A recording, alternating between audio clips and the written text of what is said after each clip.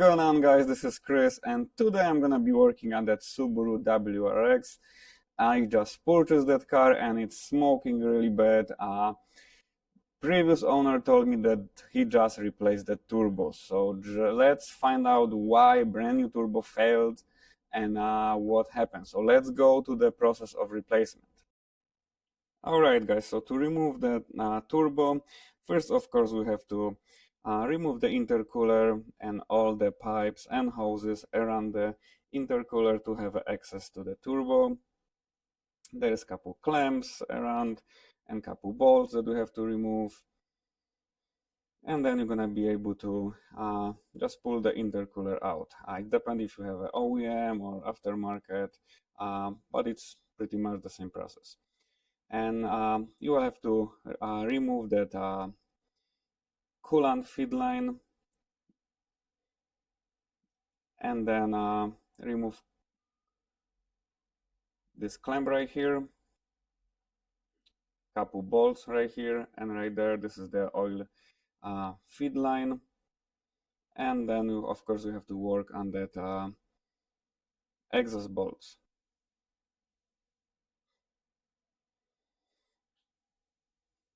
And remember to remove all the vacuum lines. Just work slow, remember where every single bolt is going, so you can put this on the same spot.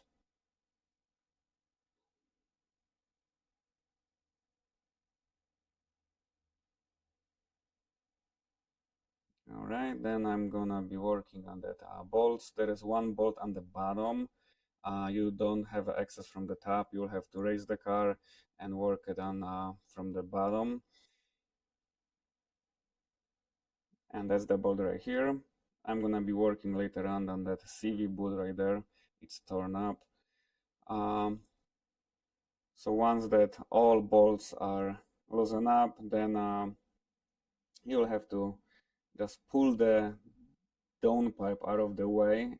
It is possible to just leave it the way it is, but I ended up removing it completely to get access to the bottom lines. And then I'm gonna be working on the header bolts right here. There's 3 bolts. To the 2 bolts, you will have to you got easy access, but for the third one, the clamp was twisted the way that I had no access, so I had to loosen up that clamp and twist it out of the way, like so on the video. So now I'll be able to remove the third bolt.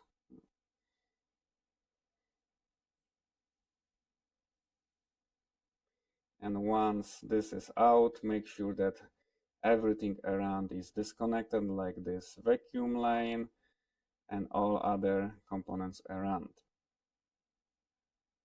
And then the only thing would be left the bottom drain oil line and coolant lane. So this is the downpipe. I removed that completely out of the way, so it's easier. It's extra 5 minutes to just remove it, so that's much better and easier to work on. And this is the drain oil line. This is all dirty because it was leaking. I'm gonna use different clamps when I'm going to put this back together. This is the common spot that they leak. And this is the coolant drain. You will have to disconnect it. You will have to drain the coolant completely, or once you pull the line, just plug it with something like I did right here on the video, so it's not leaking. It is better. You're gonna leak some of the coolant once you, of course, pull this coolant line out, but that way you don't have to drain the whole system out. So now we're gonna be able to remove the turbo. It wasn't that bad. It was pretty much easy job. And look at that, guys. Look what happened inside. This is brand new turbo that was like 100 miles only. And look, this is completely destroyed. It was leaking oil badly and it's all damaged. I noticed there is a non-OEM, this is not OEM turbo. This is the one that I'm going to install, the VF52. It's slightly bigger than this year WRX. This is from the newer WRX. And the one that was installed, look at that, guys. This is OE Turbo Power. By the serial number, I found out this is O'Reilly Turbo. And look at that, the nut that holding everything is gone. So look like the nut loosened up and destroyed everything. So again, guys, if there is a time to replace your turbo, don't get any O'Reilly or Arozon turbo. Just get the OEM used one, and you're gonna be good to go. So now there is a very important part, guys. This is a banjo bolt right there that's feeding the turbo. And look at that, guys. The inside, there is a screen inside, and it's all dirty. It's clogged up really, really bad. So the turbo did not have the oil feed. This you will have to either remove completely the screen out of it or replace. Some people replacing it with the new unit.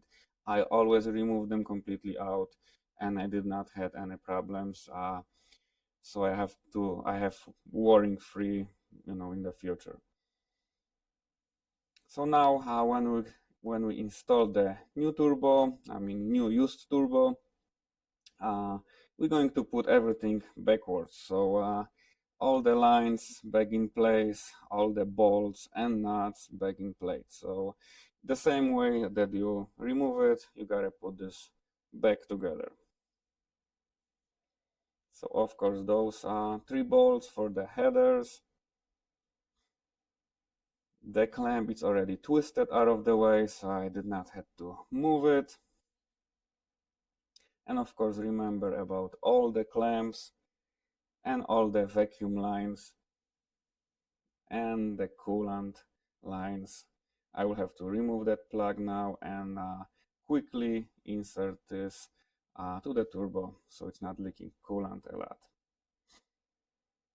Of course, after the work, check your coolant, and right after turbo replacement, replace the oil and filter, and double, triple check the vacuum lines and the coolant lines. And this is the turbo drain line. I use different clamps so they're not going to leak anymore. Don't use the factory OEM clamps, they always leak, and that's really hard to get to. You will have to remove, of course, the downpipe to get to it. And now remember the bottom nut for the downpipe right here. It's hard to get there, but it's enough room to work with the 14mm flat socket.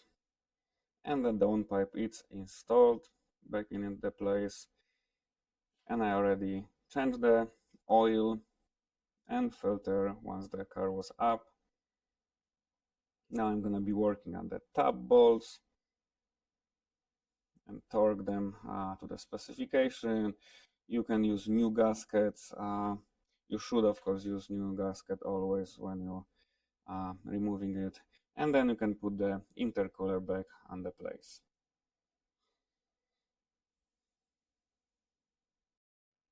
And also, guys, there is one very important thing that you gotta do. You gotta clean your AVCS filters. There is 2 banjo bolts, and you have to clean them. They do have a filter like a turbo feed line does, so you need to remove both of them and clean, or just remove them completely. One is right here. There is a bracket that you have to grind like I did, so that's better access, and another one is on another side. And that's pretty much it, guys. Just double check when you start the car if it's not leaking, and you're good to go. If you guys have questions, comment below. If you like the video, just like it, and good luck, guys. Have a good one.